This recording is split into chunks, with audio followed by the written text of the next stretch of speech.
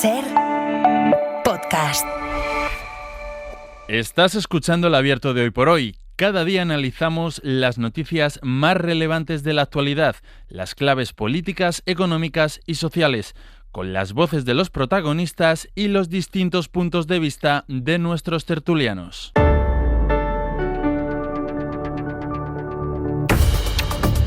Que es el Abierto y que hoy compartimos con Ignasi Guardans. Ignasi, buenos días. Muy buenos días. Con Javier Aroca. Hola, Javier. Buenos días. E incorporamos este verano el análisis de la profesora de Ciencia Política de la UNED, Carmen Lumbierres, que ya estuvo con nosotros el verano pasado. Hola, Carmen, buenos días. Hola, buenos días, José Luis. Y bienvenida para el análisis de la actualidad que tiene cada día pues unos protagonistas y unos escenarios distintos. Hoy, ¿quién os lo iba a decir? Esta mañana nos despertamos con la noticia de la imputación por parte de un juez de Tarragona que viene investigando este caso desde hace 7 años del exministro de Hacienda Cristóbal Montoro, pero no es, que este es el titular, ¿no? Montoro imputado por si empresas que eran clientas del despacho que él había fundado antes de ser de nuevo ministro de Hacienda se beneficiaron de las reformas que él podía propiciar de alguna manera como ministro. No solo es la imputación de Cristóbal Montoro, sino que es la imputación de quienes formaban la cúpula de su ministerio. Vamos a irlo explicando paso a paso con quien mejor se conoce el auto, que es Miguel Ángel Campos. Campos, hola de nuevo. Hola de nuevo, José Luis. Vamos a explicar, para empezar, si te parece, qué es lo que el juez de Tarragona está investigando.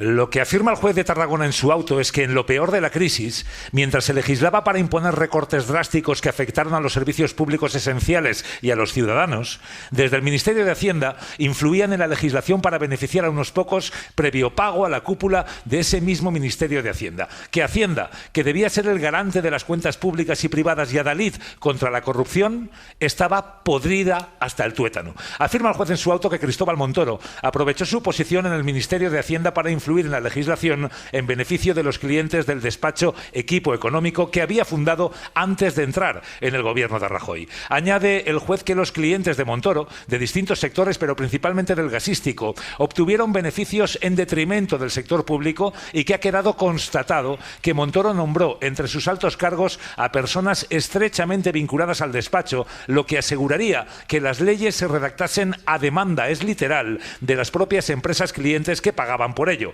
Existía, dice el juez, de nuevo literal, una organización en el gobierno desde la que tejieron una red de influencias para obtener un lucro económico.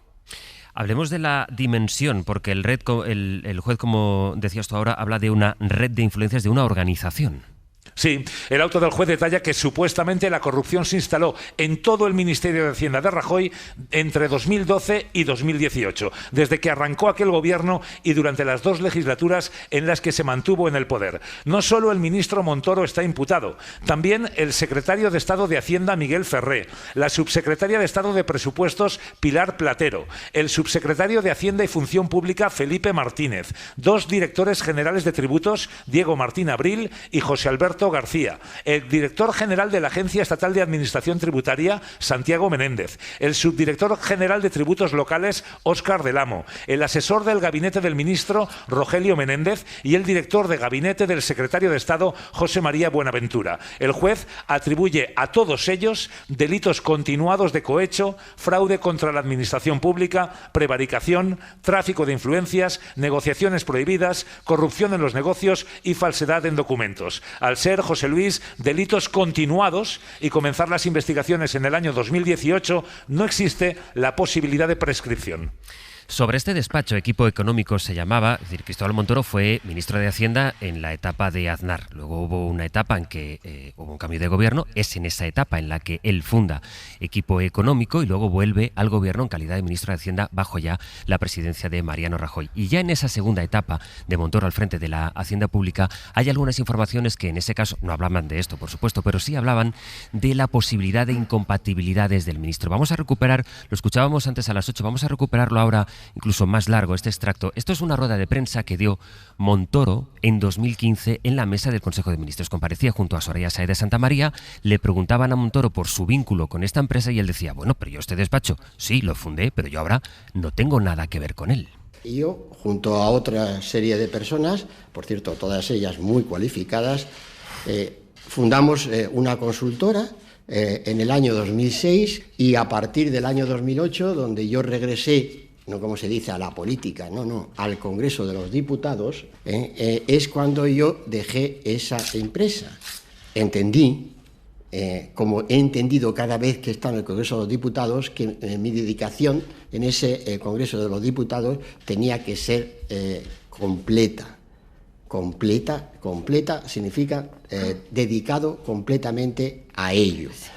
Y a partir de ahí decía, pues yo he entendido que no debía estar ocupando un escaño compatibilizándolo con nada. Con nada. Por tanto, con nada es con nada. Claro, aquí, y por situar los términos de lo que nos estás contando, Campos, lo que dice el juez es que la trama consistía, o la supuesta trama, lo que afirma el juez en su auto, es que cuando Montoro era ministro de Hacienda, las beneficiadas eran las empresas de gas que habían sido clientas del despacho que él había fundado previamente, ¿no? Y esa sería la relación. Sí, es lo que está diciendo el juez. Habla directamente, imputa directamente a esas 6 empresas gasistas, pero ojo porque habla de distintos sectores. No solo el sector gasista supuestamente habría sido beneficiado, sí. Hay que estar a la espera de lo que diga el sumario, pero efectivamente era eso. Según el auto del juez, lo que hace es, previo pago de estas empresas, influir en la legislación, todo el equipo de Montoro en el Ministerio de Hacienda, para poderlas beneficiar con rebajas de tributos, sí. Y así pues obtener una ventaja respecto a sus competidores y en detrimento del sector público.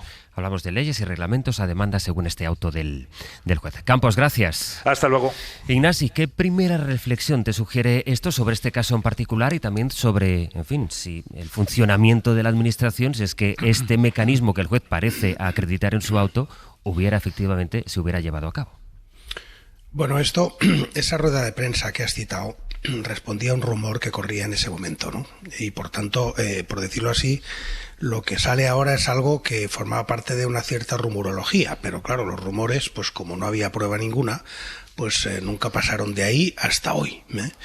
Entonces, yo creo que esto es una situación muy sorprendente, primero por la entidad de lo que se está acusando, o sea, es tremendamente serio la acusación, la extensión, la cantidad de gente que está imputada, porque va mucho más allá del ministro, o sea, eso efectivamente, si se acaba probando, viva la presunción de inocencia, ¿no? Si se acaba probando esta acusación, pues claro, afecta a todos los altos, todos los cuadros de Hacienda durante un periodo determinado. Eso no tiene precedente. Y en ese sentido me parece gravísimo. Ahora bien, vamos a ver, yo quiero imaginar que el juez sabe lo que está haciendo y que tiene pruebas después de 7 años. Porque aquí tenemos una serie de hechos que cada uno de ellos por separado, o muchos de ellos por separado, no son delito, ¿eh? Y lo digo porque vamos a oír muchas cosas en los que, como suele ocurrir en estos casos, va a empezar a todo el mundo a llamar delito a cosas que separadamente no lo son. Por ejemplo, que una empresa vaya a un ministerio a pedir que se cambie una ley porque la actual le perjudica, eso no es delito. Tengámoslo muy claro, ¿eh?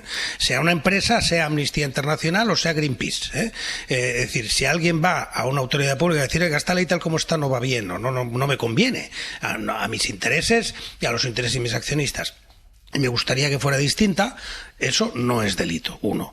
Escuchar a esa empresa tampoco es delito, en absoluto. Y ahí es más, es parte de la obligación de los políticos escuchar a la sociedad para ver cómo se pueden mejorar las normas. Claro, y todavía una más. Pagar a un intermediario, que es el lobby regulado y transparente, pagar a un intermediario para que haga esa gestión, porque lo va a hacer y tal, eso no es delito. Y nombrar a personas de confianza tampoco es delito, y que las personas de confianza sean gente que trabaja contigo, eso no es delito. Ahora bien, si todo esto ocurre en un marco en el que has pagado directamente al ministerio para que te cambie la ley y en el ministerio alguien ha cobrado por cambiar la ley, entonces eso sí es delito. Y claro, esto último es muy difícil de probar. El juez supongo que tiene suficientes indicios para hacer esas acusaciones, y si efectivamente eso se puede probar, pues estamos en un escándalo que literalmente se puede decir que no tiene precedentes. Mira que hemos visto cosas, pues este no tiene precedentes. Por no solo de lo que estamos hablando, sino, como dice Ignasi Aroca, la magnitud, la dimensión de lo que estamos hablando. Sí, la magnitud es tan grande, diría yo, como la sorpresa. La sorpresa porque a mí personalmente, y creo que a mucha gente que nos está escuchando, les sorprenderá el celo con el que se ha guardado el secreto del sumario durante 7 años. O sea, no es habitual, es verdad que había rumores, pero creo que casi nadie sabía que por detrás de esos rumores o aparte de esos rumores se estaba produciendo una investigación y que estaba bajo secreto de sumario. Por tanto, primera sorpresa, en este caso, agradable. No todos los jueces ni todos los implicados en un proceso filtran cosas. Algunos guardan escrupulosamente el secreto del sumario. Después, decía, bueno, Ignasi tiene una gran experiencia, no digo en estos delitos, evidentemente, tiene una gran... Gracias por aclararlo, Javier. No, quiero decir... No me animes así la tertulia, que llevo 10 minutos, Aroca. No, quiero decir porque, hombre, los dos, él más que yo, naturalmente, conocemos las costumbres y las jergas europeas y sabemos que el cabildeo, lobby, como se dice en inglés, pues muy frecuente allí, está autorizado, reglado, tal cual, todo este tipo de cosas. Y por tanto él lo ve con esa lupa y a mí me parece bien que lo vea así, pero yo solamente me digo una cosa, decía con buen criterio. Por supuesto quiero dejar patente primero la presunción de inocencia también, estamos en la instrucción, aunque se haya levantado el sumario, dice no es delito y él ha dicho una serie de cosas que no son delitos. Por ejemplo, iba a pedir que se cambie una ley. Pero ¿qué pasa cuando la ley se cambia? Ahí ya, hombre, si te dice que yo vaya y le diga, mire usted, esta ley no me gusta, ministro, a ver cómo hacemos, ve esto no es bueno para el sector, tal cual, pero al final la ley se cambia. Y uno dice, bueno, pues si la ley se cambia, a lo mejor aquí hay tomate. Y después otra cosa, casi todos estamos insistiendo de que esto es una cosa del ministro y de su valiosísimo equipo, pero cualquiera que conoce la administración y conoce cómo funcionan los gobiernos sabe que para que alguien emprenda, por ejemplo, una reforma de una ley, tiene que haber una serie de acontecimientos, digamos, previos, entre otros tiene que pasar por la mesa del Consejo de Ministros. Y si no pasa por la mesa del Consejo de Ministros, pasa al menos por la mesa del presidente del gobierno. Quiero decir que un ministro y un gobierno y un ministerio, por muy potentes y por muy maravillosos y académicamente valorados que sea su miembro, tiene que cumplir las reglas. Y la regla es que para toda iniciativa que conlleve una reforma legislativa hay que pasar por el Consejo de Ministros. Y no solamente eso, sino que si se va a producir tal reforma, tiene que pasar por el Parlamento. Las leyes no las reforman los gobiernos, las leyes las reforman los parlamentos. Y por tanto tiene que haber una mayoría parlamentaria, en este caso pongamos que del PP, que apoye esa reforma legislativa. Y uno se puede preguntar, sobre todo el que está ahora mismo en su casa tomándose un café como el que me voy a tomar yo ahora mismo, diría, bueno, y oiga, cuando aquello que yo recuerdo de aquella amnistía que por cierto tumbó el Tribunal Constitucional, ¿habría alguien que pediría que hubiera una amnistía? ¿Cabe la posibilidad de que hubiera habido presiones, coimas y algunas que otras presiones para que alguien acometiera la reforma, acometiera un procedimiento que llevase una amnistía fiscal? Bueno, todas estas cosas quedan en el aire. Pero claro, estamos hablando aquí, por tanto, de delitos, no, pero estamos hablando de eso que se está ahora tan de moda decir, culpa en eliquendo, o sea, quién eligió y por qué a esta gente con estos antecedentes, culpa en vigilando, es decir, cómo no se vigiló suficientemente este tipo de conductas si es que se produjeron, y en último lugar, si esta gente es tan brillante y estaba tan tocada por este tipo de cosas, ¿cómo los incorporó Feijóo a su equipo económico y fiscal para esta eventual nueva legislatura? Has hecho una pregunta que decías en la secuencia, pues todas estas cosas pasan, ¿no? Las presiones o los grupos de interés que por cierto, algún día habrá que hablar en serio en este país de la transparencia de este proceso en este país y en Europa, que piden, que negocian, que hablan con los gobiernos para intentar presionar y con los partidos políticos para presionar en un sentido bueno. Ahora, la pregunta que te hacías, ¿qué pasa si se cambia? Es más, por hilar un poco más fino, ¿qué pasa si se cambia esa ley según había pedido una empresa que había pagado? Porque, Campos, esta es la clave, por eso aparece entre la retahíla de los posibles delitos el cohecho. Claro, aquí no estamos hablando del lobby, de los lobistas, que tienen una profunda, un profundo arraigo, tanto en los países anglosajones como en toda Europa, en Estados Unidos, ¿no? Que como bien conoce Guardans y todos los tertulianos ahí. Aquí la clave está en que las empresas pagaban por estas reformas. Por eso el juez imputa un delito de cohecho continuado. El juez dice que estas empresas sobornaban a toda la cúpula del Ministerio de Hacienda, que les pagaban para obtener esos cambios legislativos que les favorecieran, y que había, además de esos pagos, de esos sobornos, que ahí estaría la clave, ese delito de cohecho continuado. Además, con esas reformas legislativas se producía un detrimento de lo público en lo peor de la crisis. Se les daban pues ventajas impositivas que suponían una recaudación menor para lo público en ese momento, entre los años 2012 y 2018, en lo peor de la crisis económica. Y en aquellos años también de la amnistía fiscal, aunque Montoro se resistió siempre a llamarlo así. Carmen, que no te he escuchado todavía. No, estaba escuchando ahora Campos y estaba pensando, las empresas pagaban. Está claro que aquí cuando hay personas que se corrompen hay corruptores, ¿no? Lo vimos con Acciona y lo volvemos a ver otra vez con las empresas gasísticas. ¿Pagaban a quién? Habrá que seguir esa traza del dinero, ¿no? ¿A quién han llegado esos sobornos, porque no se pueden llamar de otra manera, para modificar leyes? Y si era a título personal, a título de partido, al despacho particular del señor Montoro y de su hermano. Pues te respondo. Según el auto del juez, porque los imputa a todos por delito de cohecho continuado, a toda la cúpula, al ministro Montoro, imputado por cohecho continuado, al secretario de Estado de Hacienda, a dos subsecretarios de Estado, a dos directores generales de tributos, al director general de la EAT y a otra ristra, además, de cargos en ese Ministerio de Hacienda. Todos ellos están imputados por cohecho continuado. Ergo, según el juez, las empresas pagaban, a cambio de esas reformas legislativas, pagaban a todas estas personas.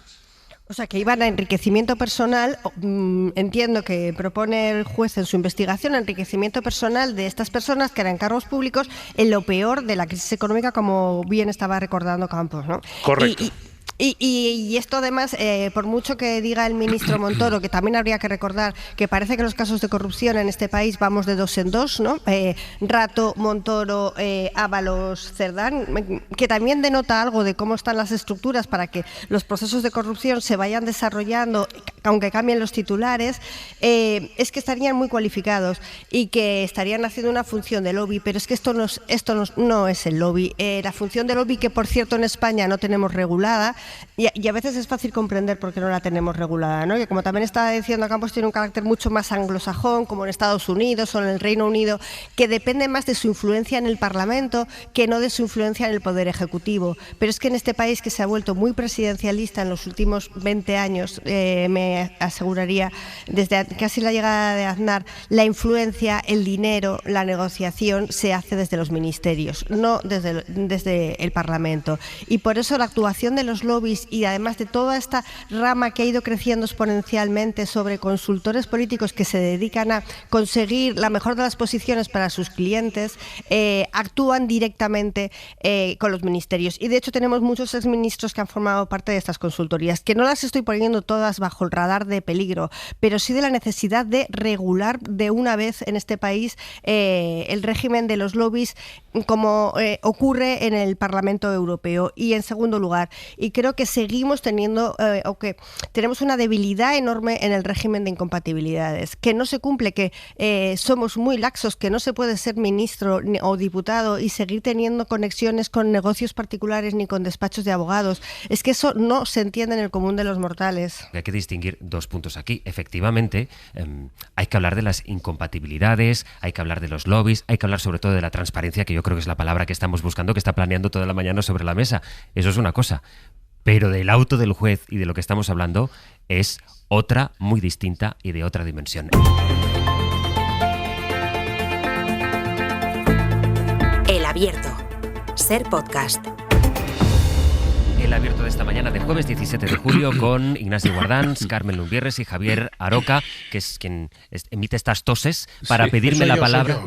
Creo que sois los dos, ¿eh? No, fíjate si estáis de acuerdo hoy en cosas. Esto es una tos coral. Una tos coral para irme llamando la atención. A ver, Aroca, que pedías la palabra al hilo de lo que contábamos de Montoro. Luego algunos minutos publicitarios para su solución. No, quería decir, y me reafirmo más todavía escuchando de nuevo a Miguel Ángel Campo, sobre el contenido de este auto de imputación, pues me reafirmo en el sentido de que esto no se puede circunscribir absolutamente a un ministerio o a unos expertos o a unos técnicos o a unos directores generales y toda esta gente que han sido citados. Esto es sistémico. Aquí han concurrido más agentes que, ya digo, de alguna medida u otra, o tenían información o deberían de haberla tenido. Y esto es gravísimo. Porque esto es una corrupción que afecta al sistema, no es simplemente un señor que se lo lleva, que cobra una coima, ¿no? Es que estamos hablando ni más ni menos de alterar el proceso legislativo. Y eso es muy grave en un sistema democrático. Y es muy grave porque además tiene una afectación transversal. Este señor ha sido ministro en 2 gobiernos del Partido Popular. Y además su equipo ahora forma parte del equipo asesor del señor Feijóo. Y bueno, hace poco recién ha dicho el señor Aznar que él de corrupción no sabe nada, que él no conoce a ningún ministro suyo afectado por temas de corrupción. Y bueno, yo me pregunto pues muchas cosas con respecto a esto. Por ejemplo, los 3 afectados, porque los 3 están afectados, Aznar, que fue jefe del señor Montoro, Rajoy, que fue jefe del señor Montoro, Feijóo, que cuenta con el equipo de Montoro, ¿son capaces de ponerse otra vez debajo de la pancarta esa que decía mafia o corrupción? Mafia o democracia. ¿Son capaces de ponerse otra vez sin que se le caiga a lo mejor la gafa, por lo menos, o la corbata? Bueno, yo creo que, hombre, ha llegado el momento de echar la pelota al suelo y cada uno asuma sus propias conclusiones. Yo no voy a hacer corrupción al peso, ¿eh? Yo no voy a decir que esta corrupción pesa más que la de otros, ni que se empatan, ni nada. Las corrupciones nunca empatan, siempre suman en el resultado final contra el sistema democrático. Sí, yo creo que es tiempo de bisturí, no de machete. Es tiempo de bisturí. Y es muy importante, O sea, que estábamos alabando que esto derive de una instrucción de 7 años en secreto, y sería poco prudente que de los 7 años pasemos a que en 45 minutos, pues a machetes, resolvamos todo lo que hay que hacer y lo que no hay que hacer. Pues si no, no habría tardado 7 años si todo fuera tan sencillo. Quiero decir que yo he dicho antes, y ya porque lo suponía, no digo en esta tertulia, sino en general en la opinión pública, que se va a empezar a meter en el mismo saco cosas que no tienen nada que ver. Y el lobby, que no es una práctica anglosajona, a mí esto de que me hace mucha gracia cuando escucho que es una práctica anglosajona, el sindicato del taxi, los taxistas de Barcelona contra Uber, o los de Madrid contra Uber, de anglosajones no tienen un pelo, y han hecho lobby como todo el mundo, y los estanqueros en su momento, y la ONCE con las personas con discapacidad. Digo, porque los lobbies no son solo de los gasistas, son la gente pues que hace esfuerzos por cambiar leyes en función de determinados intereses positivos, y por tanto esa idea de que son anglosajones es falsa. 1. 2. Lo que hay que hacer es darle transparencia, que se sepa exactamente quién se ha reunido con quién. Insisto, tanto para Iberdrola como para los taxis contra Uber. Exactamente igual. Hay que darle transparencia y saber exactamente uno con quién se reúne y de quién recibe input para cambiar leyes. Luego ya lo que ocurre aquí, y es lo que tiene enorme complejidad y lo que habrá que demostrar, es que especialmente en materia fiscal, en muchos otros ámbitos también, la opción A no es necesariamente más injusta que la opción B. Un cambio fiscal en un artículo concreto, una desgravación de no sé qué, pues no es que sea, son 2 opciones posibles. Y por tanto es imposible que ningún diputado, ningún miembro del Congreso, ningún miembro del Grupo Popular, ni el Ministerio de Transportes, ni otros ministros tengan por qué saber que Hacienda está proponiendo la opción A en lugar de la opción B porque le han pagado por defender la opción A. Eso no tenía por qué saberlo. Por tanto, yo ahí, en este caso concreto, yo no estoy de acuerdo con que esto salpique a todas las demás personas que participaron ahí. Otra cosa es a quien nombró al señor Montoro. Eso sí, eso probablemente sí. Eso sí, pero a los demás diputados del Partido Popular no. Y además aquí va a haber otro lío jurídico que va a ser muy interesante escuchar, que nos remite al caso de los ERE. Porque esto rebota directamente en el asunto de los ERE. ¿Por qué? Porque el tema de los ERE, ¿de dónde arranca? De claro, si es o no es un acto en sí mismo separable de lo que lo sigue, la aprobación de un proyecto de ley. Y eso es lo que está ahí. Como sabéis, la Audiencia de Sevilla acaba de llevar esto al Tribunal Europeo. Y el Tribunal Constitucional dijo lo contrario.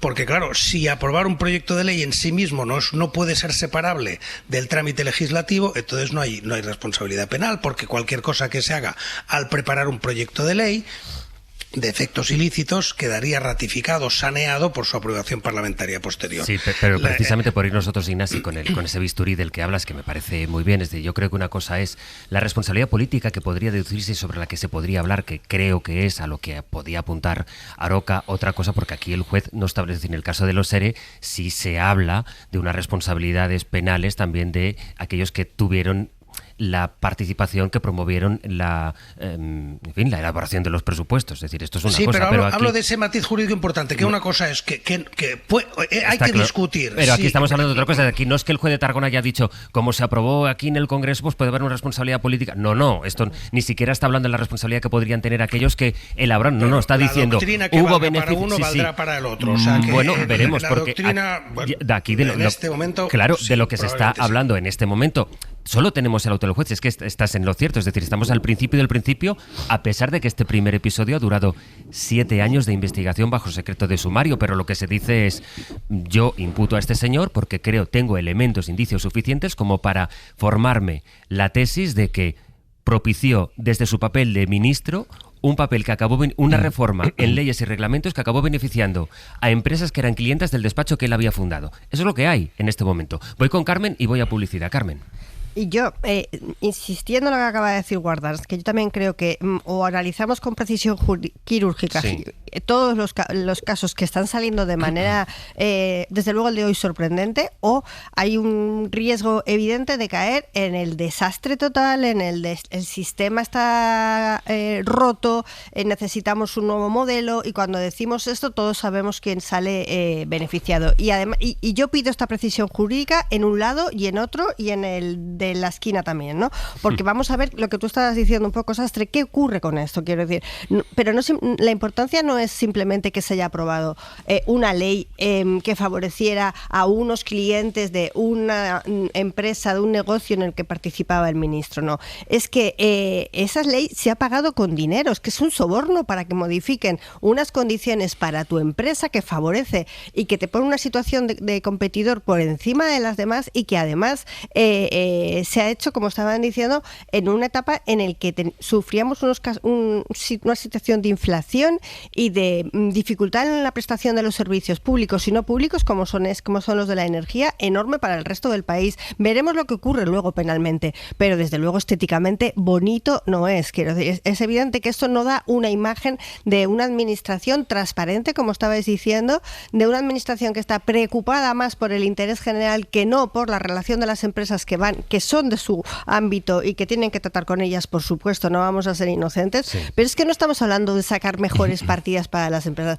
Estamos diciendo, o está diciendo el juez, que se está sobornando directamente a unos cargos públicos para que se modifique el reglamento según a ellos. Es que si esto, en lugar de hacerlo una empresa, lo estuviera haciendo una persona en particular, probablemente estaríamos escandalizados, pero como estamos hablando de corrupción que sobrevuela en el poder de las multinacionales, nos parece un poco menor. Y lo último, además a mí me parece, Carmen, lo último, que es un salto en lo que estamos acostumbrados a corrupción, porque ya no hablamos de mordidas en adjudicaciones, no hablamos de mordidas para conseguir mejores campañas electorales, que es a lo que va habitualmente el robo en este tipo de corrupción política. No, estamos hablando de robar para modificar leyes para favorecer durante 15, 20, 30 años a tus clientes. Eso es un salto que en España no existía. Ojalá esto fuera un asunto estético, pero no lo es. Por cierto, suerte que están teniendo estos señores de que no intervenga la jueza Laya.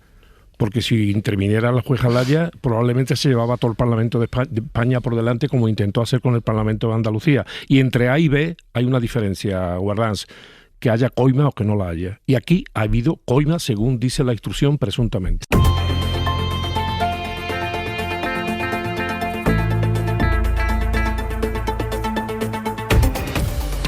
Y con Ignasi Guardans, Javier Aroca y la politóloga Carmen Lumbierres, que se va a incorporar algunas de las mañanas de este verano al análisis en este abierto que hemos empezado con la imputación por parte de un juez de Tarragona de Cristóbal Montoro, y que vamos a continuar todavía por la vía judicial, porque ahí hay varios asuntos que nos llevan a no salir de los juzgados, con esa otra noticia que también conocíamos ayer a última hora. Pedro Jiménez, buenos días. ¿Qué tal? Buenos días. Hablamos de la petición de la Fiscalía que pide casi 4 años prácticamente de prisión para el novio de Isabel Díaz Ayuso, para Alberto González Amador, por fraude fiscal. Sí, la Fiscalía de Madrid le pide eso, 3 años, 9 meses de cárcel por defraudar al fisco en los ejercicios 2020 y 2021, más de 350.000 euros con la venta de mascarillas en lo peor de la pandemia, unos ingresos que trató de camuflar endosando facturas falsas a 4 empresarios a los que también acusa el fiscal. Este es el escrito de acusación contra Alberto González Amador del Ministerio Público, que le atribuye los presuntos delitos de fraude fiscal y falsedad documental después de que la jueza acordara su procesamiento el pasado mes de mayo en esta que es la causa madre, la causa principal que se sigue contra el comisionista, aunque hay una segunda investigación abierta. Aquí se están esclareciendo los presuntos delitos de administración desleal y corrupción en los negocios. Se investiga en esta pieza separada si la compra de una empresa vinculada al directivo de Quirón, que se llama Fernando Camino, le compró una empresa de estética por $500.000 euros, empresa que no tenía actividad, que no tenía trabajadores, que tenía el equipamiento completamente desfasado y unos ingresos insignificantes. Repito, $500.000 euros. Lo que se trata de averiguar es si esa compra escondía realmente el pago de una comisión, porque el pelotazo por esas mascarillas sastre lo pegaron tanto Fernando Camino como Alberto González Amador. Lo hicieron juntos, facturaron $2 millones. Ahora ya dependerá, Pedro, de González Amador qué estrategia judicial tomar. Es decir, si decide ir a juicio o, en cambio, hacer como parece que quiso hacer, como quiso hacer su abogado al principio de todo esto, que es intentar llegar a un acuerdo con la Fiscalía, que sería una opción que tendría sobre la mesa. Sí, esta opción sigue abierta siempre que se llegue a un acuerdo antes de que empiece el juicio. Y esta fue su idea inicial. Efectivamente, Sastre él quiso llegar a un acuerdo rápido con la Fiscalía, con la Abogacía del Estado. Ahí está ese correo con esa confesión del que hemos venido hablando, sí, porque es el origen de la causa que se sigue en el Tribunal Supremo contra el fiscal general por un presunto delito de revelación de secretos. Entonces, su estrategia inicial era esa. Lo que pasa es que cambió por completo en el momento en el que trascendió que estaba siendo investigado por fraude fiscal y que estaba tratando de llegar a un acuerdo. A partir de ahí cambió de estrategia, dilató el procedimiento todo lo que pudo. Llevamos ya más de 15 meses con un asunto que todos los juristas te dicen que es un asunto sencillo, fácil y que se llega a juicio o a un acuerdo previo en un tiempo razonable, que desde luego más de 15 meses no lo es. Así que veremos a ver qué estrategia sigue ahora Alberto González Amador y su defensa, que sin duda alguna, Sastre, va a estar también ligada a lo que ocurra en el Tribunal Supremo, porque si se abre juicio al fiscal general, sin duda alguna, Alberto González Amador se defenderá diciendo que se han vulnerado sus derechos al haber filtrado a la prensa ese acuerdo de conformidad que él mismo había propuesto. No, podrían ser los dos juicios en paralelo, ¿no?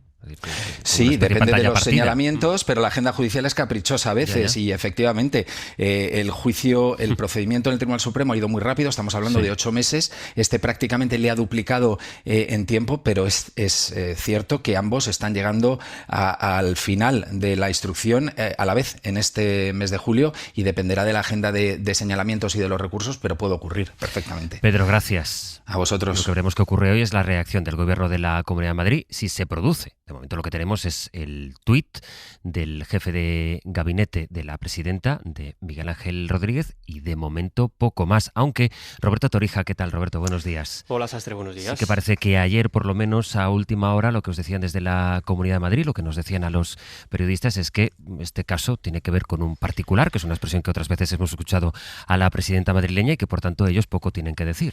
Bueno, de momento, como decías, lo que tenemos es que Miguel Ángel Rodríguez ha marcado el camino al insinuar que el presidente del gobierno está detrás de esa petición de la Fiscalía.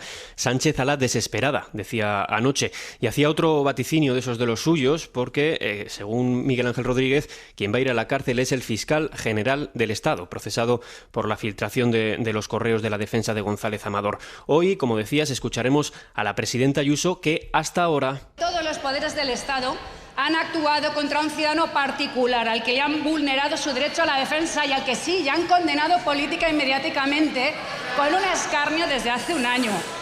Siempre dice que los aparatos del Estado van contra un ciudadano particular que, en cualquier caso, nada tiene que ver con la gestión de la Comunidad de Madrid. Y en eso es en lo que insistían anoche. Pero hay que hacer, Sastre, dos matices. El primero, Ayuso vive en una casa que se pagó después de haberse cometido ese presunto fraude fiscal. Y segundo, Altos cargos de la comunidad, Miguel Ángel Rodríguez, sin ir más lejos, se han llegado a involucrar personalmente en la defensa pública de este ciudadano particular, del novio de la presidenta. Roberto, gracias. Hasta luego. Carmen, qué impresión. Hay varias cosas que comentar. Desde luego, la distinta velocidad judicial de la que ahora hablaba Pedro y también el punto en el que estamos con esta petición, que, en fin, más allá de la valoración de Miguel Ángel Rodríguez, parece una petición muy seria, la de la Fiscalía, con casi 4 años de prisión. Parece que es mucho más, que un particular que tenía un pequeño problema con Hacienda. Igual si yo hago mal una trimestral del IVA y me desgravo una cosa que no es, eso es tener un pequeño problema particular con Hacienda. Y como persona particular, yo no tengo detrás a un jefe de gabinete de una presidenta de la comunidad autónoma dando la cara por mí y defendiendo. Si tan de particulares estamos hablando, quiero decir, es que es un poco reírse en la cara de los ciudadanos. Primero, la primera explicación que dio la presidenta sobre su pareja, que por ahora en la investigación está sobre su pareja, evidentemente mintió cuando dijo lo que dijo, sabía que detrás había otra situación, y aparte de eso es que la estrategia posterior de involucrar a aquellos que estaban investigando la situación de su pareja es evidente. Es que todos nos acordamos del palante del fiscal general del Estado, vuelven a insistir en palante en el presidente del gobierno, y yo diré más, incluso se abrió paralelamente, justo, llámalo casualidad o correlación, no sé bien cómo llamarlo, justo cuando apareció este caso, inmediatamente después se presentan las denuncias de los grupos de ultraderecha dedicados a presentar demandas jurídicas sobre las posibles trabajos de la mujer del presidente del gobierno de España, y si ahí podíamos hablar de malversación, abuso de autoridad, etcétera. Eso sí que son dos instrucciones que están corriendo paralelas, una mucho más deprisa y con muchos más implicados, que es la del caso Peinado, y otra la de la pareja de la señora Díaz de Ayuso. Yo creo que realmente marca mucho la actualidad política lo que ocurra con el caso de la pareja de Díaz Ayuso, no tanto por la instrucción judicial, sino por la utilización política como defensa, porque siempre es mejor, como mejor ataque una defensa, que está utilizando la élite política del Partido Popular en Madrid. Ignasi. Bueno, a mí siempre me ha producido desprecio, y utilizo esa palabra con todas las letras, profundo desprecio, la gente que se lucró con la pandemia. Es decir, los separo totalmente de otra gente que ha cometido a veces algunos delitos y que acaba en la cárcel por los delitos que ha cometido. La gente que se lucró con la pandemia merece especial desprecio y especial reprobación social.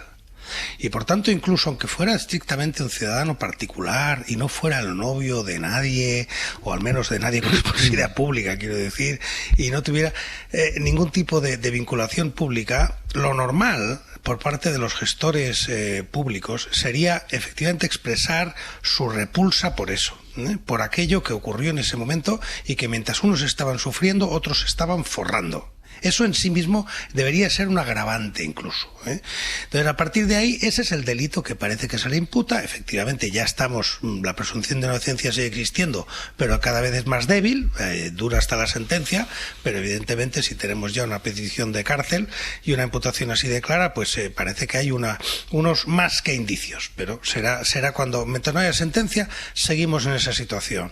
Y por tanto, insisto, creo que no basta con decir, no, este señor no es de los nuestros, al final, ¿qué más da que esté compartiendo casa con la presidenta? No tiene nada que ver con nosotros. No. Usted condene el hecho. Condene el hecho, porque ese hecho en sí mismo es realmente nauseabundo. Luego ya la parte fiscal, pues bueno, vamos a ver efectivamente esa parte de derecho fiscal dónde va, y yo lo que espero es que todo esto termine cuanto antes, y me parece ya, en ese contexto a veces yo no hablo mucho de ese personaje que es Miguel Ángel Rodríguez, que me parece indigno, me parece, o sea, estos tuits que está haciendo sobre él decidiendo quién se condena, quién no se condena, dando su opinión, pues me parece que es algo realmente de lo más, ¿cómo diría yo?, de lo más nauseabundo que tenemos en este momento en el aparato del Estado. O sea, alguien que ocupe ese cargo haciendo eso, me parece que es profundamente reprobable, ¿no? Por no interrumpirte, voy a publicidad y te escucho ahora a la vuelta.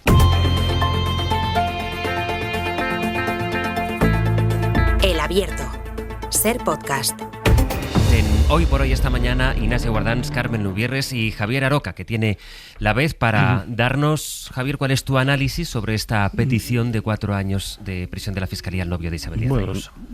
Sobre la petición en sí, mis compañeros ya han se referido a la gravedad que ello implica, ¿no? No estamos hablando de una parte muy avanzada del proceso donde se apuntan rasgos que deberían de preocupar a los involucrados, pero me gustaría decir un par de cosas que han salido al hilo del debate. Primero, a mí realmente me preocupan muy poco los jefes de gabinete o los directores de gabinete de los políticos. Ciertamente no conozco a ninguno. De oída solamente al señor que ha sido mencionado antes, pero yo no sé quién es el jefe de gabinete de, yo qué sé, pongamos que de Feijóo o incluso el propio Pedro Sánchez. Por tanto, es digamos, la fama de este señor es un artefacto mediático fundamentalmente, que ha servido para ponerlo en un lugar que ni administrativamente ni políticamente le corresponde. Pero dicho sea de paso, claro, uno no debería de preocuparse por los vaticinios que hace, sino por cuando acierta. Claro, es que si este señor dice esa famosa palabra, su frase suya de pa'lante y da una serie de plazos y cita una serie de posibles eventos y acierta, entonces eso sí es preocupante. Eso ya no es que me preocupe porque sea director del gabinete o porque sea de Madrid, es porque sea cualquiera que acierte los vericuetos insondables de la justicia. Y acierte como el que acierta al euromillón o el cuponazo. Que por cierto también es un cuponazo o euromillón el juez que te toque en cada caso, o la jueza. Y que además el cronograma también del que se ha hablado también merece algún comentario, porque ya que hemos hablado hoy de los seres, que no sé por qué han salido en este contexto, pero han salido, pues recordar la famosa coincidencia de la jueza Laya, que a todos los maravillaban, vamos, digno de un libro de Stefan Zweig, por lo menos yo así lo creo. Y en el caso concreto, pues, hombre, yo creo que se va poniendo en su sitio a todos y a todas. Y además, el devenir del proceso empieza a explicar y aclarar en qué ha consistido esa estrategia de tinta de calamar que ha involucrado a tanta gente con tantos procedimientos, todo con el único objetivo de crear una especie de coraza o de corteza o de rebozado en torno a un asunto que se dice que es privado y que sin embargo ha salpicado a casi todo. Y luego viene otra vez el sorteo, ¿no? El sorteo es que te toque el cuponazo o que te toque el euromillón en materia judicial. Y aquí le ha tocado a más de uno, para bien y para mal. Dejadme cambiar de asunto. A las 9:24 vamos a hablar de lo que ha ocurrido en Torre Pacheco. Ha sido la segunda noche sin incidentes de una ciudad que, es verdad, está blindada. Saben que para martes, miércoles y todavía hoy jueves los grupos ultras habían llamado a concentraciones en el municipio. El primer día fueron unas 100 personas, ayer había pues prácticamente nadie. Veremos qué pasa hoy. Es verdad, insisten mucho las autoridades de Murcia en que está blindada la ciudad, este municipio de 40.000 habitantes que intenta recobrar la normalidad, la vida normal, la rutina diaria habitual que durante tantos años les ha permitido seguir adelante viviendo en un ambiente en general de convivencia que sin embargo sí ha tenido un impacto. ¿Qué queda de esto? Pues miren, de momento un impacto. Ya veremos en las encuestas, ya veremos qué pasa en las siguientes encuestas con los resultados de Vox, ya veremos si tiene o no repercusión en las encuestas el hecho de que Vox no haya condenado explícitamente estas cacerías, estos llamamientos a las cacerías de personas migrantes. Lo veremos en los próximos sondeos, pero donde sí ha tenido impacto es ya en el discurso de Alberto Núñez Feijóo, que ayer habló de deportaciones, habló de echar de aquí a los inmigrantes que estén en situación irregular si han cometido delitos, y habló abiertamente del interés que tiene el presidente del Partido Popular por atraerse a los votantes de Vox. José Coello, buenos días de nuevo. Hola de nuevo, Sastre. Estos fueron un poco los ejes de la intervención de ayer de Feijóo. Sí, porque hablando de inmigración es esta una materia con la que Vox lleva un tiempo azuzando al PP y el PP ha cambiado el paso, básicamente haciendo suyo buena parte del discurso migratorio de la ultraderecha. Los sucesos de Torre Pacheco, tú lo decías, han servido para que Feijóo explique su nueva política migratoria, esa que salió de su congreso de hace unas semanas y que pasa por un endurecimiento, pero también por asumir algunos argumentos de los de Abascal. Por ejemplo, si Vox cuestiona las ayudas sociales para inmigrantes o si vincula inmigración irregular con delincuencia, Feijóo también está en esa línea. La inmigración no da carta blanca para cometer delitos. Un inmigrante irregular que delinque en España tiene que ser reportado de forma inmediata.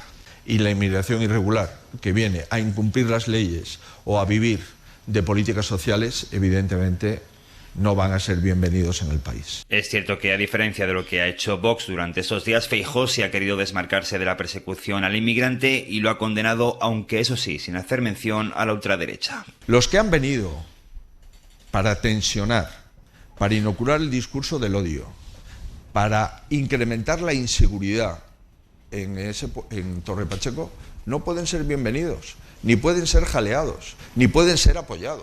¿Y qué detrás de este endurecimiento de su discurso migratorio? Básicamente una estrategia electoral. En la Dirección Popular reconocen que Feijóo quiere recuperar cerca de 500.000 de votos que ahora están en manos de Vox y que el PP aspira a que vuelvan a ser suyos, haciendo un llamamiento a ese tipo de perfil. De hecho, en este acto de ayer, Feijóo se deshizo en elogios hacia los votantes de la ultraderecha.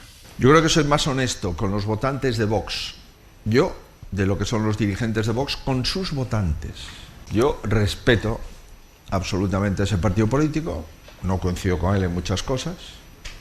Segundo, le pido el voto y quiero que me voten los que han votado a Vox. Y tercero, Vox no es un cordón sanitario para el Partido Popular. Y reconociendo que, llegado el caso, va a necesitar el apoyo puntual de Vox para gobernar, reiteró aquel que quiere hacerlo solo, sin coaliciones, pero asumiendo que en esa ecuación sastre la ultraderecha estará cerca del PP, y de ahí que, por ejemplo, con la inmigración los discursos sean cada vez más parejos. Es relevante, desde luego, el discurso de Alberto Núñez Feijóo y esta manera de reconocer que él aspira a atraer a los votantes de Vox, y hablando de deportaciones. Gracias, Josu. A vosotros. Vamos a analizarlo enseguida, pero el contraste, ¿no? Ayer también fue a Mauritania, un viaje al que le acompañaron 7 ministros. El presidente del gobierno estuvo también allí en Mauritania, Guillermo Lerma. Hola, Guille, de nuevo. Hola de nuevo, Sastre. Con un discurso, hay dos partes por parte del gobierno. Por una parte, el discurso de Pedro Sánchez incidiendo en los beneficios de la migración, y luego el análisis que hacen allí en Moncloa de este tono que hemos escuchado de Feijóo. Un tono que en el gobierno, dicen Sastre, se explica porque Feijóo está cada vez más condicionado por el avance de Vox. Es Abascal, dicen, quien le marca el paso también en esta materia. Por eso el Ejecutivo quiso ayer aprovechar esa visita a Mauritania, uno de los países clave en el control de la inmigración, para contraponer su modelo con el de la derecha de PP y Vox, con un discurso cada vez más duro. Coincidiendo además con esos episodios de violencia racista en Murcia, Sánchez quiso mostrar ayer un relato diferente al que intenta asentar la derecha, evitando hablar, en el caso de ayer, de las mafias o de la necesidad de devolver a los inmigrantes ilegales para combatirlas. Sí lo hizo en un viaje que hizo justo el año pasado también a un país similar, a Senegal. Sin embargo, Sánchez optó en esta ocasión por mandar un mensaje en positivo. Hoy el progreso y la buena situación económica de España debe mucho a la aportación de la migración que ha venido a desarrollar en España su proyecto de vida. Frente a quienes estos días tratan de vincular la inmigración con conceptos como la inseguridad o la violencia, el presidente del gobierno quiso defender la cooperación con países como Mauritania para garantizar el beneficio mutuo de las sociedades. Quiero reivindicar la colaboración con países como Mauritania para garantizar una migración segura, regular, ordenada, que redunde en el mutuo beneficio de nuestras sociedades. Una visita que, dicen en la Moncloa, manda un mensaje en sí misma, no solo por la presencia del presidente del gobierno, sino por el despliegue que hizo el Ejecutivo. Como decías, hasta 7 miembros del gobierno se desplazaron a Mauritania para participar en esa reunión de alto nivel. Guille, gracias. Hasta luego. Empecemos, Aroca, si te parece el análisis. Sí. Sobre todo, yo creo que aquí lo más llamativo, me preguntaba, ¿qué es lo que va a quedar de todos los sucesos que hemos visto esta semana? Desde luego, el desasosiego, que yo creo hemos compartido muchos, la manera en que hemos mirado con desasosiego, con preocupación, con un nudo físico en la boca del estómago lo que estaba ocurriendo, pero también políticamente, cómo eso sí impregna en algunos discursos, y especialmente esta vinculación o esta manera de ir rodeando el camino que establece la relación entre inmigración y delincuencia, que se desprende, que puede interpretarse de lo que dijo ayer Alberto Núñez Feijóo. Bueno, yo creo que Alberto Núñez Feijóo y el PP ya está perdido para esta causa. No solamente ha ocupado el centro, pero no el centro habitual, sino el centro de la extrema derecha, en su discurso y en su comportamiento y en su conversación pública. Pero es que además se ha copiado incluso o se ha metido en el mismo campo semántico de la extrema derecha al hablar de deportación. Yo creo que este señor debería de leerse el Código Penal y la Ley de Extranjería, y si tiene una propuesta para mejorar uno y otro o para una nueva legislación debería de expresarse en otros términos. Pero bueno, allá él en su pelea con la extrema derecha, que no es su pelea con la extrema derecha, es la pelea para la primacía dentro de la extrema derecha, que es distinto. Es distinto. Él dice, no se le puede dar carta blanca a los inmigrantes para que delincan en España, y a los que no son inmigrantes, ¿qué hacemos? O sea, cuando los empresarios, algunos, no todos, en el campo, delinquen contra los trabajadores migrantes, ¿qué hacemos con ellos? ¿O es por ser españoles ya tienen otra carta blanca distinta, se le aplica otro código penal, se le aplica otra legislación? Cuando se abusa de las mujeres trabajadoras migrantes, cuando se abusa de los trabajadores migrantes, también hace falta una carta distinta, un estatus especial para los españoles y otro para los inmigrantes. Bueno, habría 1000 preguntas como esta. ¿Qué va a pasar? Tú hablabas de los sondeos. Los sondeos, hasta cierto punto, es lo que menos me preocupa. Lo que me preocupa es qué va a pasar realmente con este caso. No vaya a ser que al final Torre Pacheco quede como elegido, que al final no hubo ningún culpable, por lo visto. No hay ningún culpable. Y hay imágenes, y se ven rostros, y se ven actitudes, y se ven acciones, y la policía sabe perfectamente lo que ha ocurrido en las redes sociales. Y todo nuestro sistema sabe lo que ha ocurrido y sabe nombres y apellidos. Y algunos se siguen paseando por algunos platos de televisión. No va a pasar nada de verdad. Hasta este nivel de frustración, de desasosiego, de desesperación vamos a llegar los ciudadanos. Bueno, yo creo que esto es muy preocupante desde ese punto de vista. Y después de propuesta, bueno, una propuesta si queréis tomarnos la broma, pero podríamos hacer un experimento social. Y es que en las próximas campañas, en Torre Pacheco, que las cosechas no las recojan los inmigrantes, sino que las recojan todos los que han ido a manifestarse desde fuera de Torre Pacheco. A ver qué ocurre. Voy a saludar a José Luis Rodríguez Candela, que es uno de los abogados de extranjería que tiene más trayectoria en nuestro país. Es profesor de Derecho Penal de la Universidad de Málaga, coordinador del equipo jurídico de Andalucía Acoge. Señor Rodríguez Candela, buenos días. Hola, buenos días. Verá, le quiero preguntar... Perdón, en primer lugar, ¿sí? Claro, yo ya no soy coordinador del equipo jurídico de Andalucía Acoge, hace ya unos años. Echa, por tanto, la matización, discúlpeme entonces. Pero en todo caso, sí, la autoridad tiene en la materia como para que le pueda preguntar, pues esto un poco que comentábamos ahora con Aroca, es decir, la propuesta o lo que ayer dijo Alberto Núñez Feijóo fue aquellas personas que estén aquí en situación irregular y que delincan, que sean expulsados. Mi pregunta es, ¿eso no sucede ya? Bueno, habría que recordarle al señor Feijóo que la primera ley de extranjería y la democracia de julio de 1985 ya establecía en el artículo 21 la posibilidad de la expulsión del extranjero que se encontrase en España y hubiese cometido un hecho delictivo. Igualmente estaba ya en la ley de extranjería de 1985 también la expulsión administrativa del extranjero que hubiese sido condenado a pena privativa de libertad superior a 1 año. Pero es que es más aún. Yo casi que firmaba lo que dice el señor Feijóo, porque desde el 1 de julio del año 2015 el Código Penal en el artículo 89 prevé la expulsión de todos los extranjeros que hayan cometido delitos con independencia de su situación administrativa. O sea, el señor Feijóo está incluso reconociendo algo que, bueno, sería deseable, y es que la expulsión solo fuese de los que están en situación irregular. No. Nuestro Código Penal desde 2015 prevé la expulsión de todos los extranjeros, incluso aunque sean residentes legales en España. Por lo tanto, sinceramente creo que sería deseable que nuestros representantes políticos conociesen o se informasen bien de cuál es nuestra legislación. Por tanto, en este momento ya puede pasar. No sé si está ocurriendo o no, es decir, porque una cosa que figura en el Código Penal, otra cosa es que hagan, ¿no? Que acaben decidiendo los jueces. ¿Ocurre ya esto? Es decir, se están dando en nuestro país expulsiones de personas de origen extranjero que tienen todos sus papeles en regla y que al ser condenados están siendo expulsados de nuestro país.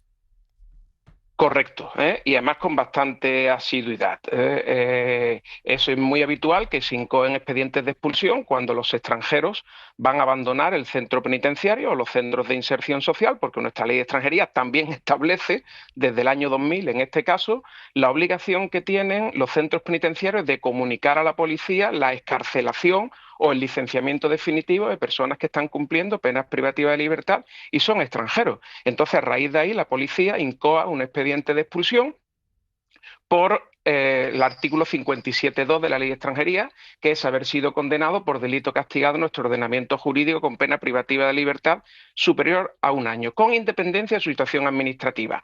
Además de que los jueces pueden sustituir en condena o posteriormente en ejecución de condena la expulsión por la condena impuesta para todos los extranjeros si la pena es superior a 1 año de prisión y, como digo, con independencia de su situación administrativa. Sí, desgraciadamente, porque evidentemente soy contrario a ese criterio generalizado de expulsión a una persona que ha cumplido una pena privativa de libertad, viene ocurriendo de forma habitual, sí. O sea, esto se produce, me dice usted que de forma habitual. ¿Y por qué tipo de delitos? Porque la condena, por lo que me explica, tendría que ser superior no a los 2 años, sino al año de cárcel. La condena tiene que ser superior a 1 año de prisión. Para que nos hagamos una idea, por ejemplo, un delito contra la salud pública tiene una pena de prisión, un delito de robo tiene una pena superior a 1 año, puede tener una pena superior a 1 año de prisión. Incluso un delito de hurto, que ya la pena son hasta 18 meses, pueden ser penas superiores a 1 año de prisión, un delito de atentado. O sea, en nuestro Código Penal, porque es muy punitivista, prevé muchos delitos en donde la pena a imponer pueda ser superior a 1 año de prisión. Incluso en nuestro Código Penal prevé la posibilidad de suspender la pena, es decir, que una persona no ingrese en prisión con penas inferiores a 2 años. O sea, que están los extranjeros en muy peor situación que el resto de los ciudadanos. Y esas expulsiones que ya se producen, incluso por lo que usted me dice, si hay condena. Entiendo que condena firme de los tribunales. Sí, correcto, claro. Esas expulsiones que ya se estarían produciendo, que ya se producen de personas migrantes en situación regular o irregular, ¿con qué garantía se puede decir? ¿Se sabe siempre a qué país regresan esas personas? ¿Siempre a su país de origen? Sí, las expulsiones, en el caso de haber sido condenado, son al país de origen del ciudadano extranjero. Sí, no son a terceros países, eso sí es así. ¿Y nuestro Código Penal, del que usted decía que es contrario en esta parte, no se parece en eso a los códigos penales, a las legislaciones de los países de nuestro entorno? Existen legislaciones de nuestro entorno en donde también se prevé la posibilidad de la expulsión del extranjero que ha sido condenado. Lo que ocurre es que nuestra legislación penitenciaria de 1979 es una de las legislaciones más respetuosas con los derechos y con la democracia, puesto que prevé la rehabilitación y reinserción social del delincuente, que por supuesto está también en nuestra Constitución.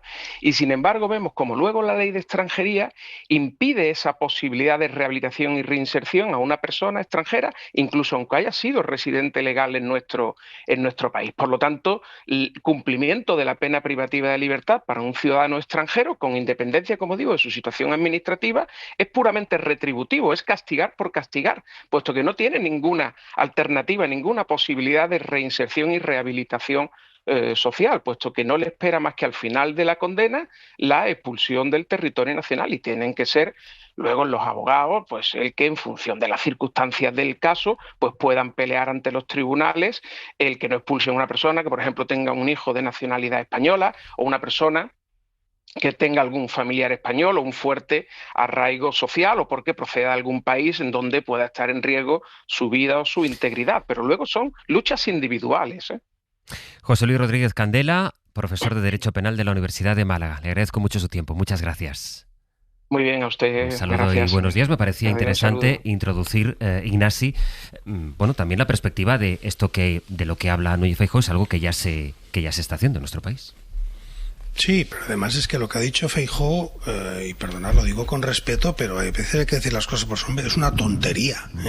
O sea, decir, la inmigración no da carta blanca para delinquir, Pues claro, y ser ministro no da carta blanca para delinquir, y ser novio de la presidenta de Madrid no da carta blanca para delinquir, y ser director general de la policía no da carta blanca para delinquir, etcétera, etcétera. Y ni siquiera ser español da carta blanca para delinquir. O sea, ¿qué quiere usted decir? ¿Qué quiere usted decir? Usted lo único que quiere es generar esa idea de vincular inmigración y delincuencia y generar esa idea de rechazo y de amenaza permanente, ¿no? Y por tanto es de una gravísima irresponsabilidad ese tipo de discurso.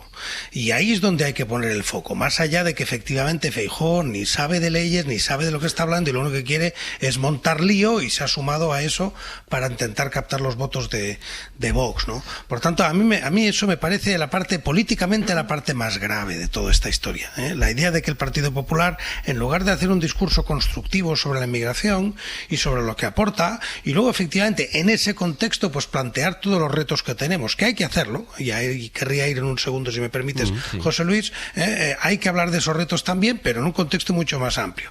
Entonces, cuando quiero decir eso de esos retos, que efectivamente yo sí echo de menos en todo el discurso que he estado escuchando estos días sobre lo que ocurrió en Torre Pacheco, que no hablemos de que ahí hay problemas. Y hay problemas no solo en Torre Pacheco, sino en general con la inmigración. Y eso se puede decir una cosa y otra a la vez, ¿eh? No tenemos que estar solo escogiendo bandos aquí, diciendo en un lado solo hay buenos y en otro lado hay malos. Por ejemplo, te voy a poner un ejemplo. Hace unos días escuchaba en este mismo programa, que lo sigo escuchando en verano, no solo cuando vengo. Hombre, solo faltaba. Te lo subrayo. Solo faltaba. Te lo subrayo. Poníais un corte de voz de alguien que se presentaba como, bueno, mirad cómo esta gente pues vienen de fuera y aquí no hay problema. Y entonces decía esa persona, no recuerdo exactamente quién era: yo no tengo problema con ellos. Ojo con eso. Yo no tengo ningún problema con ellos. Ellos no nos causan problema. Es decir, una persona de las que presentaba el programa como, oye, esta gente en Torre Pacheco viven en paz, no tenía ningún problema en dejar claro que hay un nosotros y un ellos. Y que simplemente con los ellos no se pelean. Y eso es lo que nos parece bien. No, pues eso no nos ha de parecer bien. Porque solo estaremos bien cuando desaparezca el nosotros y desaparezca el ellos. Y porque tengamos una sociedad en la que no se sepa quiénes son el nosotros y quiénes son ellos. Eso se llama cohesión social, y eso falta, no digo en Torre Pacheco, no, eso ahí donde hemos puesto el foco, falta en muchos ámbitos donde hay una presencia de migración, donde no ha habido políticas de integración, de cohesión, y vaya cohesión que va mucho más de la integración, porque la integración parece que pone todo el peso solo en los que se tienen que integrar, la cohesión va mucho más allá y exige efectivamente una serie de políticas que efectivamente permitan tener una sola sociedad en la que haya gente de distintos orígenes. Mientras tengamos que lo máximo que podamos aspirar es que el nosotros no se pelee con el ellos, no hemos hecho los deberes. Y a mí me gustaría que no solo, que parte de la izquierda, por decirlo así, o de la mayoría gobernante, o del gobierno, pues también reconociera que hay cosas que no se están haciendo bien o no lo suficientemente. Carmen. Pero es que nosotros y el ellos, Ignasi, no solo es un discurso de políticos o de algunos líderes de opinión, es que el nosotros y ellos se viene repitiendo en programas de máxima audiencia televisiva, por supuesto en redes sociales, pero no solo en redes sociales, sino que este clima que ha cambiado, por otra parte, que en esta última semana yo creo que se han asustado después de las imágenes de Torre Pacheco, y ahora la inmigración pasa a ser una bendición del cielo, cuando hemos tenido los principales instigadores de los hechos de Torre Pacheco, instigadores intelectuales, creo que lo estaba diciendo Aroca antes, mañana, tarde y noche, hablando de los riesgos que tenía que personas migrantes entren en nuestro país. Hemos visto como en el CIS ha subido la preocupación de los españoles por la inmigración, o ha bajado dependiendo de cómo se ha dejado de agenda pública, ¿no?, o de debate de la arena pública sobre este tema. Y yo creo que Feijóo sabe perfectamente que no está diciendo tonterías cuando habla de estas cosas. Él sabe que en el Código Penal, el artículo 89, como estaba diciendo el profesor, existe la deportación para aquellos que tienen una condena de más de un año. Feijóo sabe que el empadronamiento de personas que están en situación irregular no supone que tengan prestaciones sociales. No hay prestaciones sociales públicas para personas en situación irregular. Sí hay ayudas de ONGs o de activismo social, de soluciones de urgencia denuncia de problema de habitacionalidad, ya lo diré, en un primer momento, o de alimentación, pero no hay ingreso mínimo vital, no hay subsidio. El empadronamiento no da derecho a eso. El empadronamiento da derechos simplemente a la sanidad, o queremos volver otra vez, porque yo creo que todo aquí estoy viviendo un revival de lo que vivimos con Aznar y de lo que vivimos también con Mariano Rajoy, cuando en este país en el año 2012 se suprimió la sanidad universal pública y se quitó el derecho a los migrantes irregulares de que tuvieran acceso a la sanidad, ni que sea por egoístamente el peligro que eso supone para la salud pública, y dejamos fuera a 900.000 personas en contra de Naciones Unidas, de la OMS. O sea, que es que este discurso no es nuevo.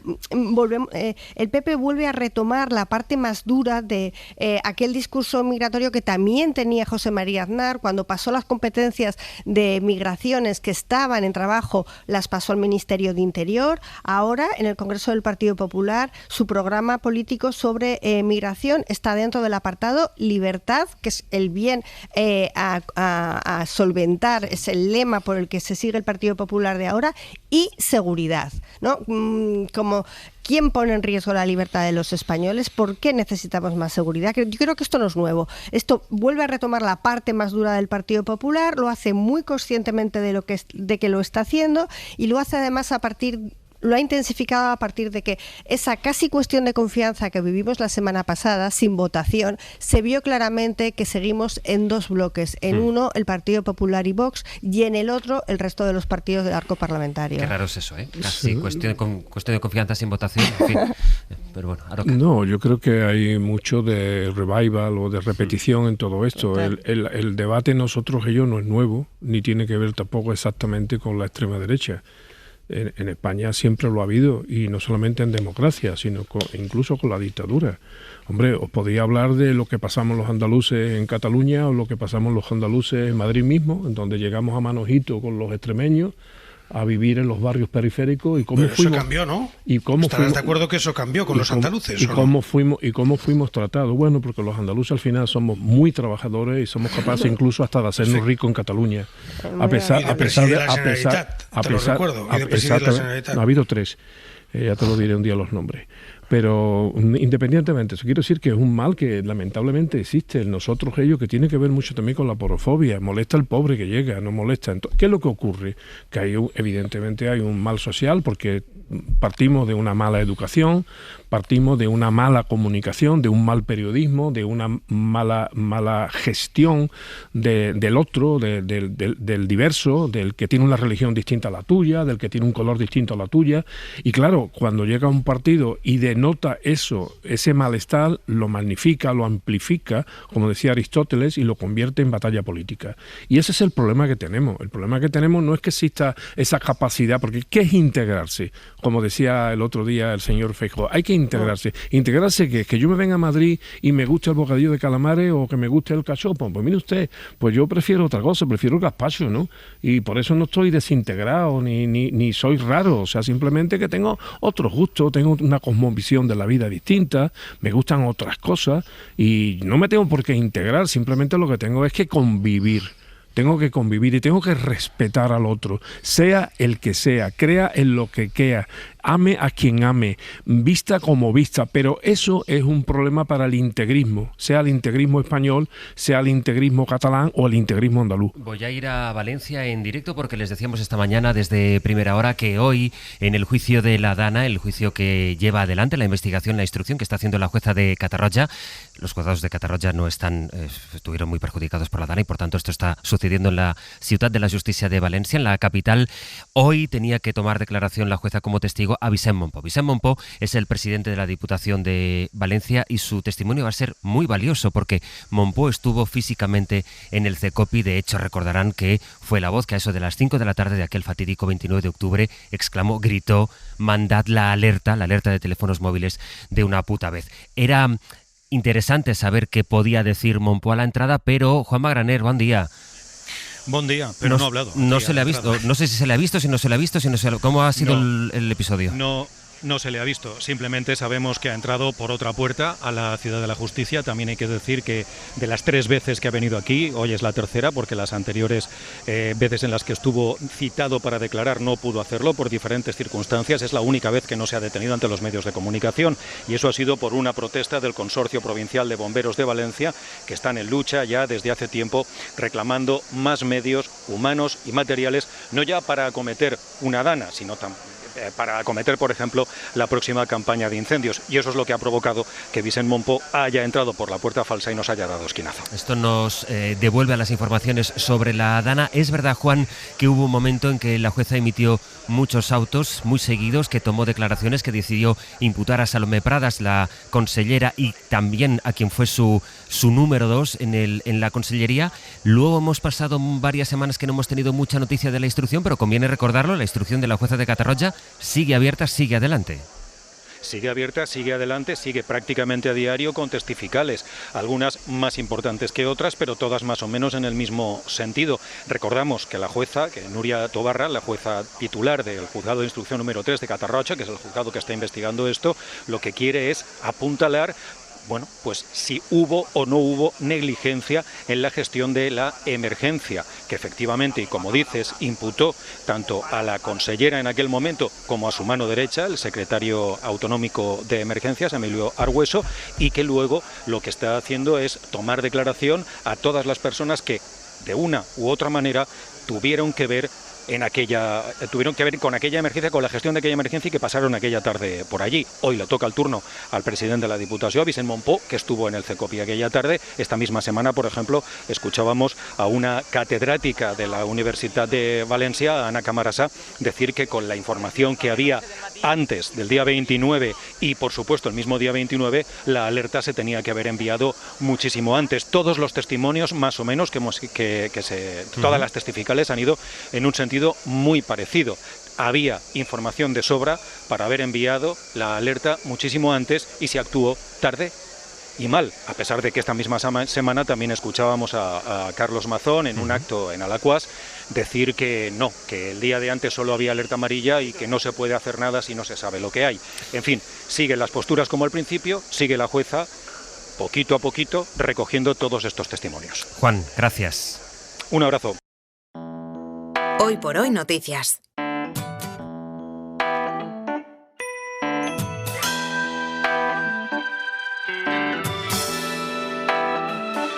Ser podcast. Es que os imagino, Pepe Rubio, Sergio Castro, buenos días. ¿Qué tal? Buenos días. Como dos alcaldes de la ciudad, porque vais todas las mañanas aquí, venís a cortar cintas, estáis inaugurando secciones. Inaugurando o recordando algunas de las obras que ya hemos hecho. Eso que es. También es muy de alcalde. Sí, a partir de las 10 hoy, ¿qué? Vamos a inaugurar, vamos a cortar la cinta porque todos los jueves a las 10 de la mañana vamos a hacer la pregunta de la semana. Y esta mañana, a propósito de esa noticia en la que se contaba que más de un 60% de aspirantes a profesores ha suspendido la primera prueba para acceder a una plaza fija de secundaria y formación profesional, queremos que ustedes nos contesten en el 900-100-800 a esta pregunta: ¿qué debe tener un buen profesor? ¿De qué está hecho el profesor ideal? Y si lo tuvieron, que seguro que sí, ¿cómo les influyó? ¿De qué forma les enseñó a pensar o a despertar su interés por las cosas? Entre sus reflexiones tendremos un perfil que ha elaborado Laura Gutiérrez sobre el profesorado madrileño actual, y las reflexiones de dos profesores distintos, muy interesantes. Hoy les preguntamos sobre eso, la figura del profesor. 900-100-800. Bueno, cuando traemos un personaje al magazine, a la parte política, ¿no? Pero al magazine, pues hay una tendencia a ser buenista con las entrevistas, pues si es una película o una obra de teatro. ¿Cuál pues es tu libro favorito? Tu libro favorito. ¿Película favorita? ¿Qué es lo que más te gusta de tu personaje? Eso es, sí, tendemos a eso, que es bonito, que está bien, porque... Pero vamos a acabar con eso. Pero eso vamos a acabar a partir de hoy, porque inauguramos No Soporto. Le vamos a preguntar a los invitados qué cosas no soportan. Y el primero que vamos a tener es a Juan Echanove, que creo que va a dar mucho juego en esto. ¿Qué no soportas? ¿Qué no te llevarías nunca a una isla, ni desierta ni poblada? Ni poblada. A partir de las 11 inauguramos una nueva sección que es Noticias del Pasado. Vamos a viajar con Pascual Donate muy lejos, hoy al siglo XIX, a 1900, para ver qué noticias y cómo las contaban los periódicos de la época. Hoy con 4 sucesos que tuvieron lugar en 1900. Bueno, otra inauguración con el filósofo Jaime Rubio Hancock. Vamos a hablar de filosofía inútil y hoy vamos a poner el foco en la inmigración. Y vamos a terminar con el concurso que vuelve el año pasado. Vuelve el concurso, pero no lo digas como si fuera una cosa menor. No, cualquier cosa, no. El año pasado lo dedicamos al centenario de la radio, hoy vamos a abrirlo esta temporada a la cultura popular. Vamos a saber qué saben nuestros compañeros de la SER de cultura popular. Hoy hay un enfrentamiento que inaugura la sección, que es Salamanca contra Albacete, o lo que es lo mismo, Ricardo Montilla contra Cristina Castellanos. Quizá algún día los tertulianos acaban pasando por el concurso. De momento habéis superado la prueba. Ignacio Guardans, Javier Aroca, Carmen Lumbierres. Hasta la próxima. Adiós, buenos días. Hasta luego. Para no perderte ningún episodio, síguenos en la aplicación o la web de la SER, Podium Podcast o tu plataforma de audio favorita.